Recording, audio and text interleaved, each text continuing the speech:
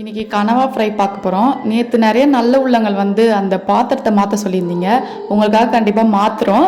ஆனால் புது பாத்திரம் வாங்குற வரைக்கும் நீங்கள் பழைய பாத்திரத்தில் தான் பார்க்கணும். அட்ஜஸ்ட் பண்ணிக்கோங்க. மிக்சர் ஜாரில் 1/2 ஸ்பூன் மிளகு, 1/2 ஸ்பூன் சீரகம் எடுத்து நல்லா பவுட்ரு மாதிரி அரைச்சிக்கணும். அப்புறம் அந்த பாத்திரம் நாங்கள் புதுசாக வாங்குற வரைக்கும் இதிலே பாருங்கள். ஆயில் ஊற்றிட்டு இந்த அரைச்சி வச்சுருக்க பேஸ்ட்டை போட்டு நல்லா பச்சை வாசனை போகிற அளவுக்கு நல்லா வதக்கிக்கோங்க. கொஞ்சம் கருவேப்பிலை போடணும். என்கிட்ட கருவேப்பிலை இல்லை, அதனால் நான் நெக்ஸ்ட் ஸ்டெப்பு போயிட்டேன். கனவா போட்டு கனவா நல்லா வேகணும். அதுக்காக நான் கொஞ்சம் உப்பு தேவையான அளவு போட்டுக்கிறேன். அப்புறம் மஞ்சத்தூள் போட்டு பார்த்தீங்களா, நம்ம தண்ணி ஆட் பண்ணல. கனவாவில் இருக்க தண்ணியே வந்து நல்லா கொதிக்க வருது.